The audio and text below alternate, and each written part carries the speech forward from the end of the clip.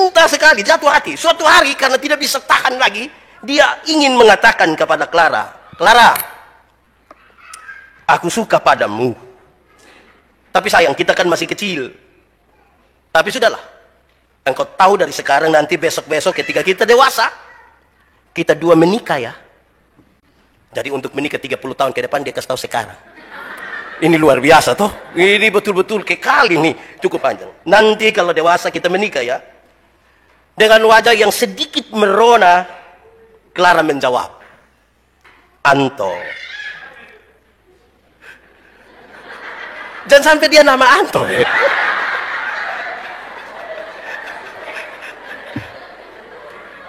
Dengan wajah yang sedikit merona, Clara menjawab, Anto, bukannya aku menolak. Bukannya aku menolak. Aku sih mau saja. Tetapi dalam keluarga kami hanya menikah dengan kerabat sendiri. Dalam keluarga kami hanya menikah dengan kerabat sendiri. Hah? Contohnya? Iya. Paman menikah dengan bibi. Kakek menikah dengan nenek. Dan bahkan papa menikah sama mama. Anto kan bukan kerabat kami. Saudara tertawa kan, saudara bukan Anto. Tapi saya ingin sampaikan saudara-saudara, kadang-kadang karena kita sangat-sangat lugu, kita tidak bisa melihat sesuatu yang lebih luas daripada apa yang kita lihat hari ini. Dan lebih besar dari yang Tuhan kerjakan hari ini.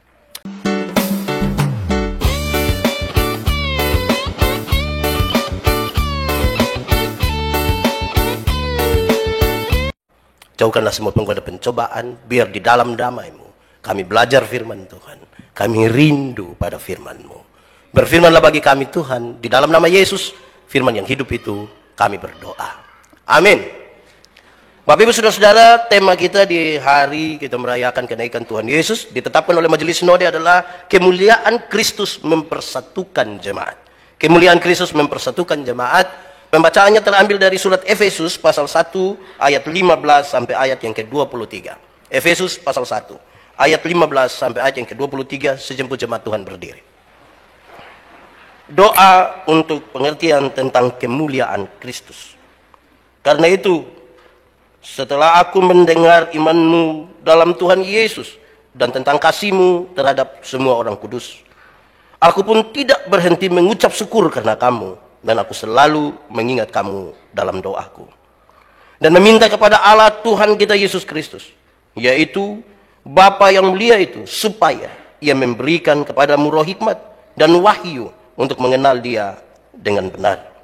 Dan supaya Ia menjadikan mata hatimu terang, agar kamu mengerti pengharapan apakah yang terkandung dalam panggilannya.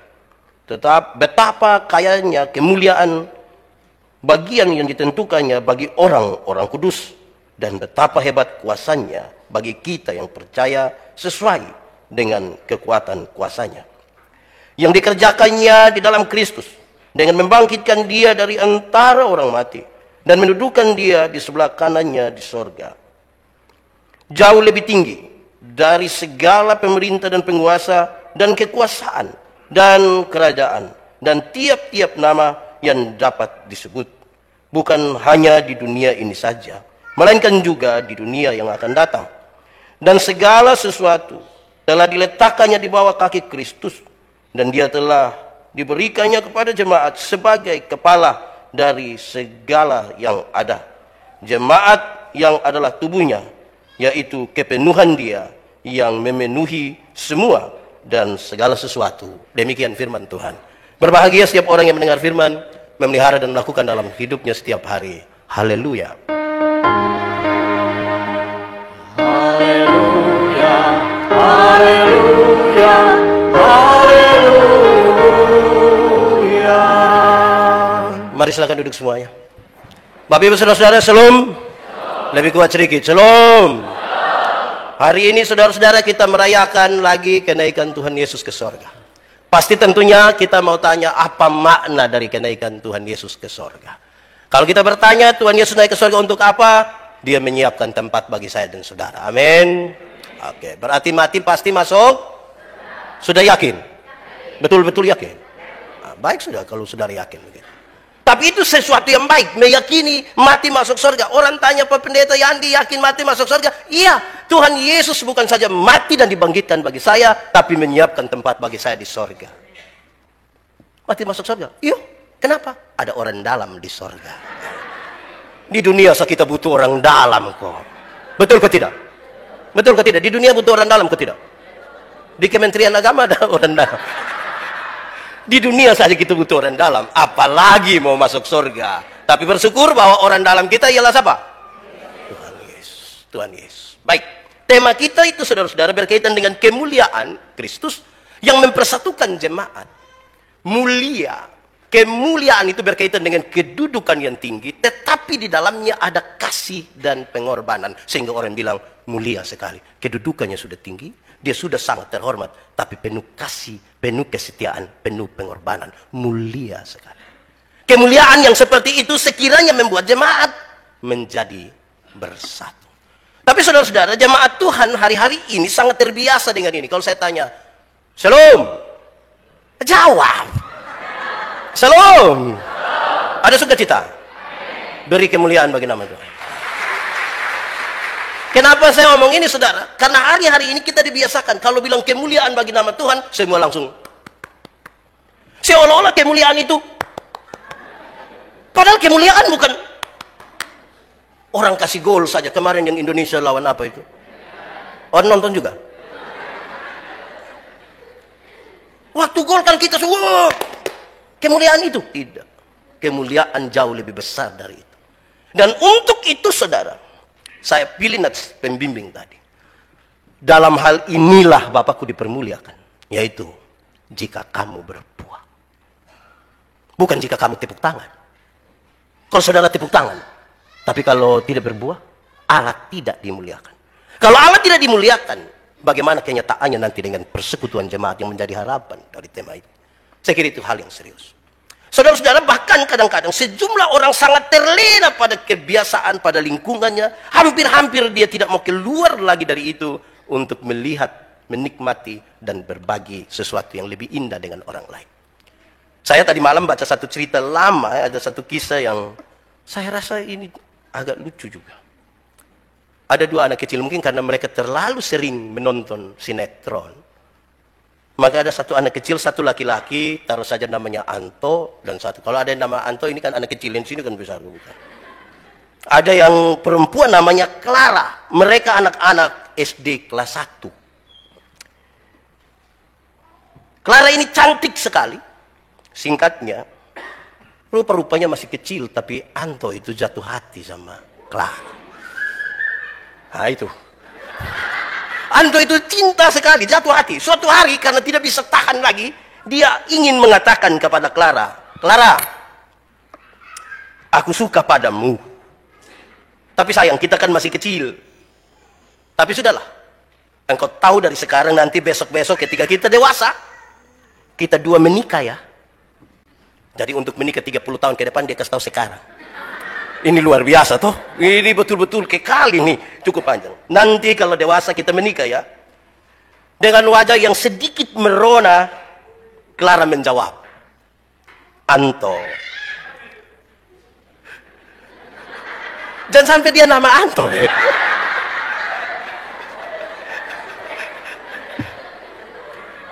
Dengan wajah yang sedikit merona, Clara menjawab, Anto, bukannya aku menolak. Bukannya aku menolak. Aku sih mau saja. Tetapi dalam keluarga kami hanya menikah dengan kerabat sendiri. Dalam keluarga kami hanya menikah dengan kerabat sendiri. Hah? Contohnya? Iya. Paman menikah dengan bibi. Kakek menikah dengan nenek. Dan bahkan Papa menikah sama Mama. Anto kan bukan kerabat kami. Saudara tertawakan, saudara bukan Anto. Tapi saya ingin sampaikan saudara-saudara, kadang-kadang karena kita sangat-sangat lugu, kita tidak bisa melihat sesuatu yang lebih luas daripada apa yang kita lihat hari ini. dan lebih besar dari yang Tuhan kerjakan hari ini. Ada banyak orang bekerja hanya untuk kepentingan hari ini di sini, dan hal-hal yang menyangkut dengan kekekalan diabaikan begitu saja dan tidak peduli dengan hal itu. Baik saudara-saudara, saya kira sama-sama kita tahu bahwa kondisi jemaat di Efesus itu sangat penting untuk menjadi alasan kenapa Paulus mengirim surat bagi mereka. Paulus meninggalkan mereka, padahal Paulus tahu mereka jemaat kecil, tidak punya pengaruh sosial dan politik yang besar. Apalagi di dalamnya paling tidak saudara-saudara, ada kondisi di mana mayoritas orang-orang Yunani didorong begitu rupa untuk menerima minoritas dari orang-orang Yahudi. Yunani dalam kelompok yang besar didorong, diminta untuk menerima orang-orang Yahudi yang lebih sedikit. Pasti kalau Yahudi nanti di dalam berkaitan dengan adat istiadat, kebiasaan-kebiasaan mereka. Tetapi sekaligus juga saudara-saudara, kondisi waktu itu adalah Paulus sadar benar bahwa jemaat harus diberikan kekuatan, selalu harus disampaikan, supaya mereka makin kuat dan makin teguh untuk menyembah hanya kepada Kristus Yesus Tuhan, dan tidak menyembah kepada dewa Artemis, dewa kesuburan, apalagi menyembah kepada raja. Untuk dua hal inilah disampaikan, supaya jemaat tetap kuat. Jemaat, kamu jangan lupa supaya menyembah Tuhan. Tetapkan hatimu untuk Tuhan dan menyembah Dia. Itu jauh lebih baik dari semua hal. Kamu untuk apa menyembah dewa Artemis itu? Kamu menyembah kaisar, mungkin karena kamu dalam ketakutan saja. Tapi mereka harus disampaikan terus-menerus. Dalam pembacaan tadi, saudara, ini bagian dari doa Paulus. Dia berdoa, dia menginginkan sekali saudara-saudara supaya dalam kehidupan jemaat itu tercermin pekerjaan-pekerjaan Roh Kudus. Jemaat sudah berkumpul dan beribadah sudah baik. Jemaat melakukan hal-hal yang berkaitan dengan hal-hal liturgi sudah baik. Tetapi kehidupan jemaat itu harus tercermin pekerjaan-pekerjaan Roh Kudus. Itu berarti hal-hal baik, bahkan pelayanan sekalipun belum tentu didorong atau didasarkan pada Roh Kudus. Dalam doa itu saudara-saudara, Paulus juga menginginkan agar jemaat mau hidup di dalam kasih karunia. Pemberian yang cuma-cuma, di mana di dalam Kristus Yesus jemaat telah diselamatkan. Hiduplah selama mungkin di dalam kasih karunia itu, supaya kamu melihat bahwa kalau anaknya saja dikorbankan bagi kita, apalagi hal-hal yang sifatnya sangat terbatas. Atau lebih dari itu saudara-saudara, supaya jemaat jangan jatuh kepada tipu muslihat iblis. Jemaat tidak boleh ditipu. Jemaat harus menang. Tidak boleh yang salah disebut salah, diikuti salah. Yang benar itu yang harus diikuti. Sebab setiap kali yang benar itu dibelokkan sedikit, maka dia menjadi tipu. Dan bagi Paulus, itu pekerjaan iblis. Itu pekerjaan iblis. Di mana-mana saya tanya orang, tipu itu boleh kok tidak? Boleh jawab. Tipu boleh kok tidak? Tipu boleh kok tidak? Kalau untuk kebaikan kita tipu boleh? Kadang-kadang kan orang bilang namanya kita masih di dunia ini. Kan kita sedikit-sedikit Bapak. Kadang-kadang kita kemas dia dengan sangat baik. Saya suka bilang kita suka mengemasnya dalam dua kata. Sebenarnya dan tapi. Kenapa tidak terima jadi majelis jemaat? Sebenarnya saya mau Bapak. Tapi kalau tetapi itu dia tidak mau lagi. Kenapa tidak ikut pelayanan? Sebenarnya saya ikut Bapak. Tapi dari kalau sebentar pulang dari sini ketemu jemaat yang tidak ikut ibadah di sini, terus kita tanya, kenapa tidak ikut ibadah? Sebenarnya sudah saya sudah tahu kau pun tidak usah lanjut lagi. Jemaat harus menang terhadap itu. Jemaat harus menang terhadap tipu-tipu itu. Di sini ada yang biasa tipu-tipu? Ada. Dia ada ikut ibadah. Nah dia laki-laki kau perempuan. Saudara, dalam doa itu juga Paulus menginginkan agar jemaat mau setia dan menerima kuasa kebangkitan Kristus. Kuasa kebangkitan Kristus itu memberi daya dorong untuk mereka yang seolah-olah tidak berdaya ini harus hidup kembali lebih kuat. Betapa kuatnya ini doa saudara-saudara. Dari hal-hal seperti itulah saudara, untuk memberi jawab kepada tema ini saya mau ajak kita renungkan beberapa hal. Tema kita tadi adalah supaya jemaat itu bersatu. Kemuliaan Kristus yang tadi, kedudukannya yang tinggi, Dia sudah penuh pengorbanan dalam kasih. Mestinya itu membuat jemaat bersatu. Kalau jemaat pecah belah berarti mereka tidak memahami itu karya penyelamatan Kristus yang luar biasa. Kadang-kadang jemaat tidak pecah belah, pendetanya yang pecah belah. Ya, kita pusing sendiri di itu, pendeta yang pecah belah. Nah, saudara-saudara, supaya mereka bersatu di dalam nama Tuhan dan Tuhan dimuliakan, maka satu, orang percaya kepada Kristus harus dipenuhi dengan roh hikmat. Harus dipenuhi dengan roh hikmat. Hikmat itu bukan kepintaran. Banyak orang mungkin pintar, sekolah tinggi, tapi tidak berhikmat. Hikmat itu adalah pengetahuan, talenta, segala sesuatu yang dipergunakan pada waktu yang tepat, di saat yang tepat. Itu hikmat. Ada orang karena dia pintar, dia tidak berhikmat. Karena dia sangat egois. Itu juga jadi soal nanti. Sulit untuk bersatu seperti itu, saudara. Saya mau tanya saudara, pakai jas begini, ini baik atau tidak? Kayak saya begini, baik atau tidak? Baik, kalau pakai di gereja. Coba bayangkan kalau saya mau pergi pantai sebentar, terus bilang, saya pendeta, tolong cari ke saya jas. Masa pergi ke pantai pakai? Menurut saudara, kalau udah lihat saya pakai jas di pantai, mantap. Kemungkinan saya mau prewed itu. Saya ingat beberapa tahun lalu ketika ada satu acara di Tablolong, kan saya diminta jadi pengkhotbah. Saya pergi, saudara-saudara. Saya pergi. Pakai batik. Mahal. Mau tambah? Beli di Jakarta. Kredit. Saudara senang sekali kalau saya kredit. Saya sampai di sana, saudara. Semua orang kan santai-santai. Terus ada dua ibu bilang, Pak Pendeta, ya ini pantai Pak. Ya saya tahu ini pantai. Lalu bisa di pantai Bapak pakai batik. Jadi sesuatu kalau tidak pada tempatnya, dia menjadi salah dan tidak punya. Amin kok? Yang di sini ini berhikmat semua. Berhikmat. Oh, ya, itu. Jadi saudara-saudara, selanjutnya, hikmat itu, bahasa Yunaninya adalah Sophia. Sophia. Di sini ada yang nama Sophia? Ada kok? Lalu nama apa saja yang sudah? Sophia, hikmat tadi, yang menggunakan segala sesuatu. Persekutuan jemaat, kalau persekutuan jemaat yang tanpa hikmat, kita sulit untuk bersatu dan Tuhan dimuliakan. Kita ibadah ada anjing masuk di sini. Kita semua kan tidak suka kalau ada ibadah terus ada anjing di depan toh. Yang berhikmat, dia punya cara untuk usir itu anjing. Beda dengan yang tidak berhikmat. Amin kok? Yang berhikmat itu dia atur bagaimana kok. Yang tidak berhikmat itu, siapa punya anjing ini? Macam dia punya tuan saja. Itu tidak boleh.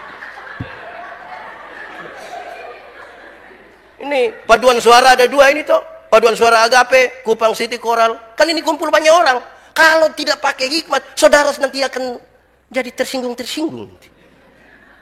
Ada yang biasa tersinggung-tersinggung. Ah itu kurang berhikmat itu. Kita kumpul banyak orang. Harus pakai hikmat. Nah, Sophia tadi, Sophia. Dia punya teman ada dua orang. Satu namanya Aletea. Satu namanya siapa? Di sini ada yang nama Aleta? Tidak ada juga. Wih.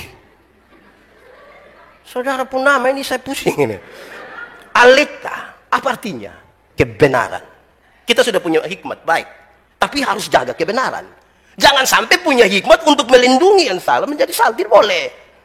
Aletea, kebenaran. Kebenaran dalam Alkitab itu menarik, saudara. Banyak orang merasa dia hidup dalam kebenaran, tapi belum tentu. Kenapa? Kebenaran itu punya 3 dimensi. Satu, kebenaran berdimensi legal. Legalitas. Ikut aturan. Semua bentuk pelanggaran terhadap aturan tidak benar dan Tuhan tidak mau. Legalitas yang dibangun di atas pulihnya hubungan manusia yang berdosa ini dengan Tuhan. Itu kebenaran. Contoh. Saudara pernah naik motor? Saudara tahu motor atau tidak?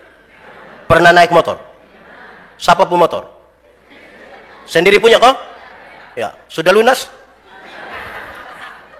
Saudara kalau naik motor, ada SIM, ada STNK, pakai helm, lampu-lampu ada, dia pun kaca spion ada. Ada operasi lalu lintas di katedral. Katedral di mana kalau saya tunjuk? Oh, di sini.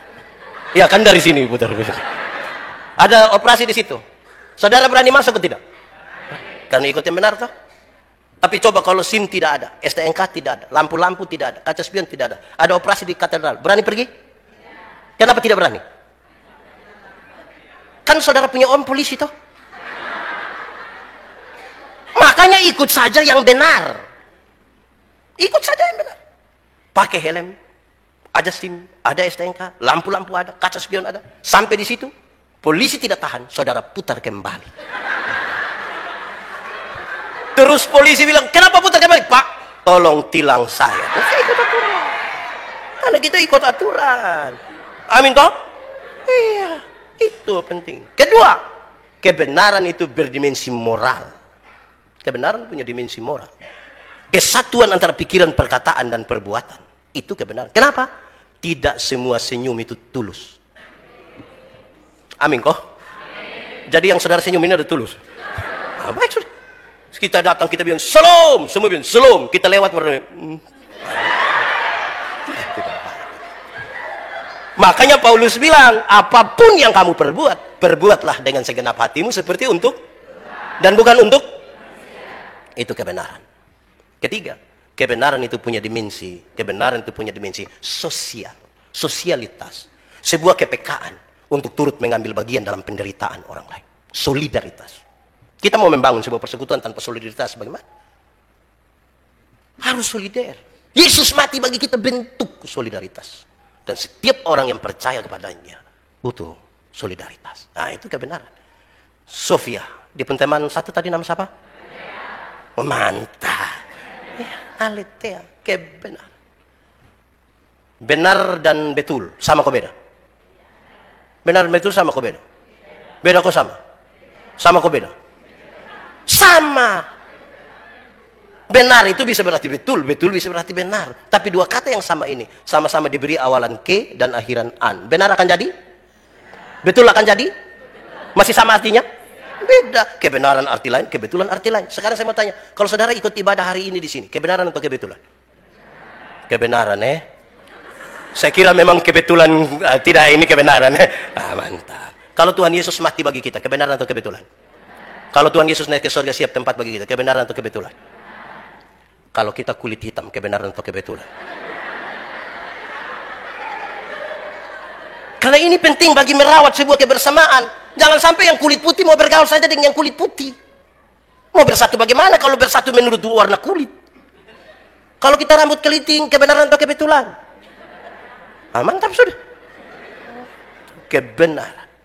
Tuhan tidak pernah salah. Teman yang kedua, tadi dia pun teman pertama nama siapa?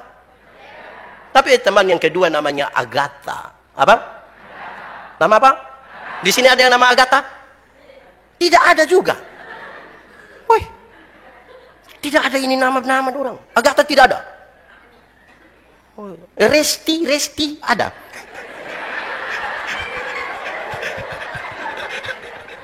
Putri. Oke, baik saudara-saudara. Agatha itu artinya kebaikan hati. Kebijaksanaan tadi harus jalan bersama-sama dengan kebenaran. Tapi jangan kebenaran itu berdiri menjauh dari kebaikan hati. Karena kita ada hidup sama-sama ini. Butuh baik-baik hati. Ada orang yang dia dalam persekutuan baik. Itu orang betul-betul dia datang. Sama-sama yang benar itu dia ikut. Tapi itu orang punya sekikir. Tidak ada dua. Makan dia ikut. Sumbang dia tidak mau. Pakai hati yang baik. Kita sepakat istirahat kantor. Ini Depak dong ini Kementerian Agama. Istirahat makan di situ. Setiap kali makan, kenapa? Lupa dompet. Kebaikan hati. Tapi kebaikan hati harus ditaruh di atas hikmat, di atas kebenaran. Jangan sampai kita kebaikan hati tapi kebaikan tak salah. Saudara tahu kisah dongeng anak-anak sekolah dasar dulu toh? Kisah persahabatan antara monyet dan ikan. Ada satu waktu hujan besar dan banjir.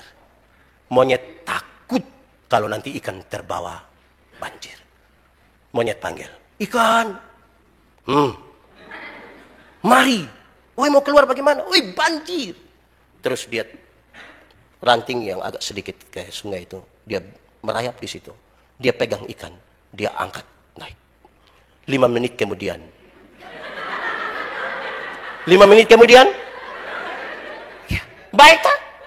Tapi baik yang salah itu ikan kemudian jadi kuah asam. Karena salah tempatnya. Jadi kebaikan mesti ditaruh secara benar toh. Hikmat sekaligus juga dalam kebenaran. Itu bagian pertama, saudara. Kadang-kadang kita rindu menolong, tapi kita salah tempat. Ini butuh sesuatu yang lebih luas dari sekedar kebiasaan. Saudara-saudara, ada satu bapak yang kehilangan penglihatan sudah cukup lama. Dia sudah buta cukup lama, menghampiri seorang pendeta dan dia bilang, "Bapak pendeta, saya mohon supaya setelah ibadah ini Bapak tolong doa supaya saya dapat penglihatan kembali." Terus Bapak pendeta bilang, baik. Saya akan berdoa. Tapi bolehkah saya bertanya? Oh iya, kenapa? Bapak datang ke sini nih, Bapak jalan bagaimana bisa sampai sini? Beliau jawab, saya berjalan dengan iman. Puji Tuhan. Bapak pun akan disembuhkan dengan iman. Terus Bapak ini panggil, Iman. Iman. Ada yang jawab, iya Bapak. Nah, kenapa selama ini nak tidak kasih tahu kalau anak bisa sembuhkan penyakit? Oh, dia datang tuh Iman nama orang. Kak Iman tadi. Kira-kira begitu. Maksudnya saudara, supaya kita lebih di situ. Kenapa? Gereja, jemaat yang bersatu dalam kemuliaan Tuhan itu adalah jemaat yang beriman. Yang melakukan kebenaran tadi, yang melakukan dengan hikmat, yang melakukan dengan kebaikan hati, harus dengan iman. Supaya tulus dan nama Tuhan dipermuliakan. Karena yang baik tadi itu belum tentu dibangun di atas iman. Ada orang baik atau tidak? Banyak. Percaya kepada Tuhan? Belum tentu. Ini lagi sedikit, ini tahun baik-baik gini. Orang semua baik-baik ke sini, ke situ, baik-baik semua. Iya, tapi beriman menjadi sebuah catatan yang sangat-sangat penting. Kenapa saudara-saudara? Karena kita hidup dalam sebuah persekutuan jemaat dengan dinamika yang tinggi sekali. Satu orang saja pikirannya banyak, apalagi 2 orang, apalagi 1000 orang, apalagi lebih banyak. Banyak maunya. Kalau mata, pikiran, dan lain-lain kita tertuju pada sesuatu yang tidak memungkinkan kita bangun hidup ini lebih baik, ya kita repot. Kami bercerita dan ada yang cerita saya, Pak Pendeta, ada satu pasangan nikah datang kasih tahu, Pak Pendeta kami mau cerai. Loh, kenapa mau cerai? Bukankah cerai itu tidak baik? Woi Pak, tidak bisa, kami tiap hari baku pukul, kami tiap hari bertengkar, berkelahi saja. Pak Pendeta mau kami baku bunuh. Oh, kamu nikah berapa tahun? 10 tahun. Anak-anak berapa? 4. Apa? Anak 4 nikah 10 tahun, iya. Yang kamu bertengkar baku pukul setiap hari, saya ini anak 4. Apalagi kamu 2 baku sayang. Yang kamu baku pukul saya ini anak 4. Kalau kamu baku sayang anak 1 TPS nanti itu. Apa yang ingin saya sampaikan? Jangan sampai persekutuan kita tidak memandang kepada iman, tetapi kepada sesuatu yang buruk. Lalu kita mau bangun sebuah kesatuan yang memuliakan nama Tuhan dengan cara apa? Kan tidak ada satu orang pun yang diberi kewajiban untuk memuaskan hidup saya setiap hari. Kadang-kadang kita kecewa, kita lihat dia pun kesalahan, kita lihat yang tidak benar. Kan kita lihat itu. Tapi jangan itu yang kita taruh dalam hidup kita. Hidup ini kan adalah lemari 1 pintu.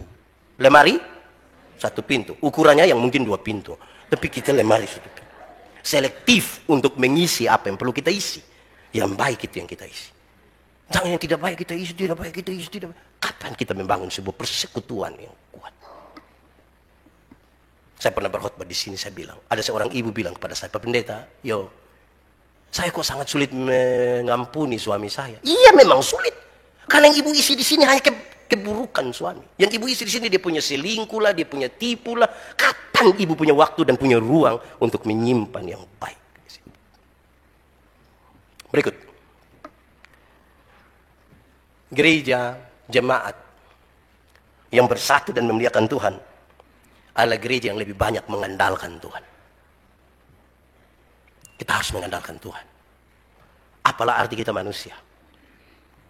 Apa artinya kalau kita tidak mengandalkan Tuhan? Apa artinya kalau kita biarkan Tuhan duduk diam-diam di satu tempat dan melihat kita bekerja tanpa kekuatan? Gereja tidak boleh bersandar pada orang-orang tertentu. Gereja tidak boleh bersandar pada kelompok tertentu. Gereja ini milik Tuhan. Dan karena itu kekuatan dari gereja pada Tuhan. Apalagi disampaikan dalam teks tadi. Dia adalah kepala dari persekutuan itu. Bagaimana dia adalah kepala dari persekutuan itu dan kita tidak mengandalkan Tuhan dalam kehidupan berjemaat. Bukan kekuatan manusia, tapi harus kekuatan Tuhan. Gereja yang mengandalkan Tuhan. Dalam perjalanan ini, saudara-saudara, seluruh jemaat di Gemit yang begini banyak ini, di tahun ini akan pemilihan majelis jemaat. Yang menarik, di banyak tempat. Di banyak tempat itu, kalau dorang proses mau pilih majelis itu luar biasa. Separuh bilang, pilih dia Pak. Kenapa? Dia yang ada mobil Pak. Supaya kalau ada acara kan tinggal pakai dia pun mobil. Oh, ini kita susah lah kekuatan ini. Ini kekuatan. Tuhan mencari orang-orang yang mau. Bahwa kemudian kalau dia mampu itu soal lain. Tapi pertama mesti mau dulu. Supaya apa? Dia belajar bahwa Tuhan yang menjadi kekuatan. Di banyak tempat ketika pencalonan majelis, persiapan menuju, mereka bilang kepada saya beberapa orang, Pak Pendeta, saya ini sekolah tidak betul Pak Pendeta.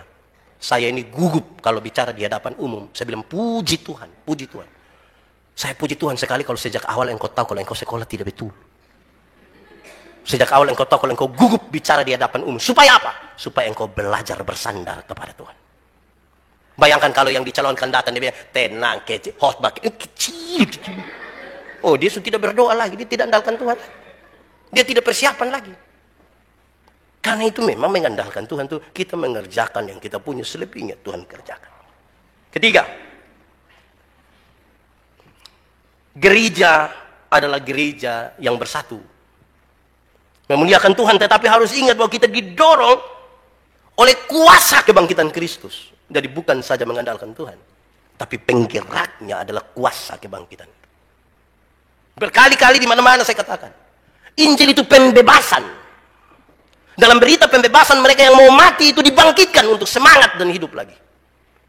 Mereka yang sudah tidak berdaya mendapat sebuah kekuatan baru karena kebangkitan Kristus. Mereka mau maju, mereka mau hidup lebih baik. Digerakkan oleh apa? Kuasa kebangkitan. Jika Kristus tidak bangkit, sia-sialah imanmu.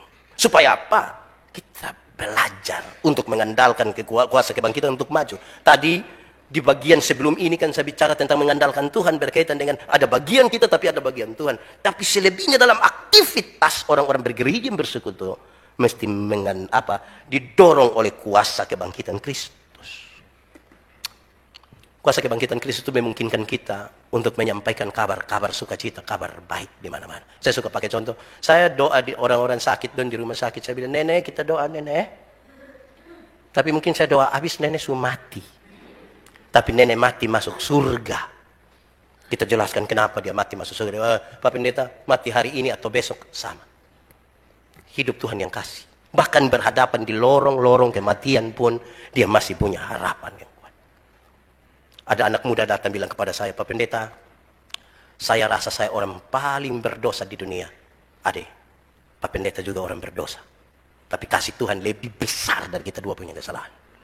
Dia jadi semangat. Bayangkan kalau dia datang, dia bilang, Pak Pendeta, saya rasa saya manusia paling berdosa. Ya saya lihat engkau pemuka-muka berdosa ini, saya sudah lihat.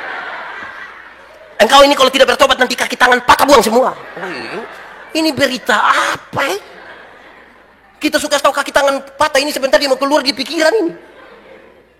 Jadi bawa berita yang baik-baik gitu. Jangan berita yang kasih takut. Masih banyak kok orang-orang Kristen suka kasih takut orang. Masih ada kok tidak? Yang suka putar film-film neraka kok kasih takut orang-orang itu. Orang nonton habis dari, neraka. Wih. Saya tidak takut karena saya masuk surga bukan karena takut hukuman di neraka. Saya masuk surga kan Tuhan Yesus mati ganti saya. Bukan takut. Itu hari saya kan bilang, ibu-ibu. Di sini ibu-ibu 10 saja. Ibu-ibu. Kasih makan anak-anak yang umur 1,5 tahun itu gampang kok susah. Susah kan? Lari-lari ikut-ikut sampai teriak ibu. Ini anak pun tidak bisa mengerti orang tua sedikit. Anak umur 2 tahun suruh mengerti dia pemama yang 38. Tidak bisa kasih makan bukan om baik, adik makan, tapi dia bilang makan itu om dah. Wah. Ini anak besar dalam ketakutan. Itu bisa. Di paduan suara ada tidak semua akan menyanyi langsung jadi toh. Kecuali sih. Jadi kalau dia salah jangan langsung, lu jangan tampil lagi. Jangan begitu. Jangan begitu. Kasih keyakinan untuk dia hidup, toh. Daripada dia mentegur-tegur saya ini rasa tidak berharga dia. Itu bukan persekutuan. Malam-malam kalau anak belum bisa tidur itu kan kasih dia baik-baik. Ade, bobo ya, bobo. Biar besok bangun lebih tempo toh. Biar bangun lebih segar. Papa mama sudah lelah nih, ayo. Bobo ya. Ade belum bobo, papa mama bobo duluan nanti, ayo. Tapi kasih dia baik-baik. Ini anak belum tidur, dorang dua suami istri sepakat kasih mati lampu. Terus dia punya bapak keluar dari pintu belakang menuju jendela kamar. Terus dia pun bapak garu jendela. Rrrr. Dia punya mama sengaja kaget.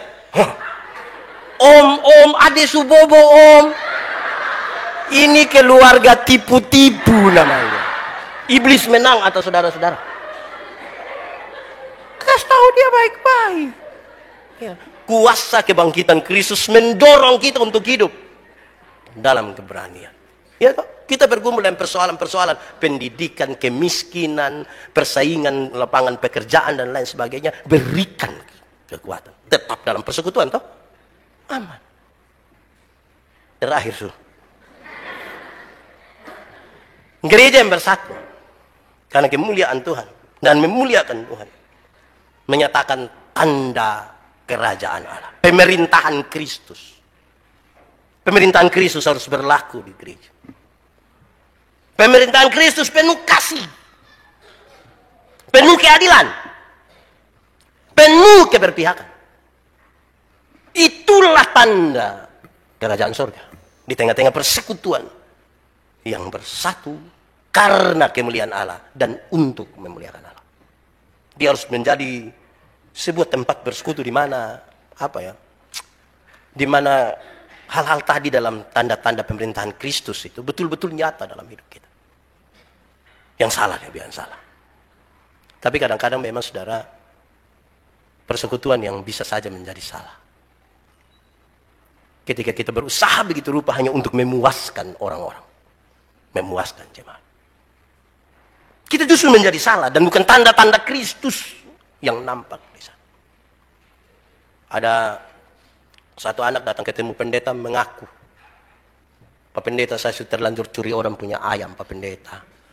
Apakah Bapak mau terima ini ayam kok, Pak Pendeta? Pak Pendeta, jangan. Lu jangan bawa saya dalam pencobaan, saya tidak mau ini. Lalu, engkau harus mengembalikan itu ayam. Tapi Pak, pemiliknya tidak mau saya kembalikan lagi. Ya sudah, kalau dia tidak mau, yang penting yang suka tahu begitu, dia tidak mau, engkau dapat saja. Baik, terima kasih Pak. Waktu pendeta pulang, dia hitung dia punya ayam kurang satu. Ternyata dia ambil pendeta punya ayam. Jadi dia politisir itu kalimat begitu rupa. Sampai pendeta bilang, jangan kasih di saya, engkau dapat saja. Jadi kadang-kadang itu bisa dipolitisir begitu rupa. Untuk dia punya mau, itu tidak boleh, tidak boleh. Nah, saudara-saudara, kita butuh itu. Supaya betul-betul dalam kesatuan kita bersama dengan Kristus, tanda-tanda kerajaan itu ada. Dalam keadaan apapun. Kondisi kita seperti apapun. Nama Tuhan dipermuliakan. Amin kok? Mantap. Nanti segera setelah ini, waktu saya tahu kemarin bilang Ibu Dirjen dan teman-teman rektor, ya kalian seluruh Indonesia hadir, saya Pak Harun telepon, saya bilang, tolong kasih tahu Ibu Dirjen ya, kita menyanyi untuk menyatakan tanda-tanda kerajaan Allah di sini. Tuhan memberkati kita. Mari kita tunduk kepala di hadapan Tuhan. Ambil waktu sejenak, firman Tuhan berkata, kalau kamu dengar suaranya, jangan keraskan hatimu. Minta Roh Kudus lembutkan setiap hati yang keras. 1-2 menit ini nikmati saja dengan Tuhan dan sukacita penuh dalam hidup kita.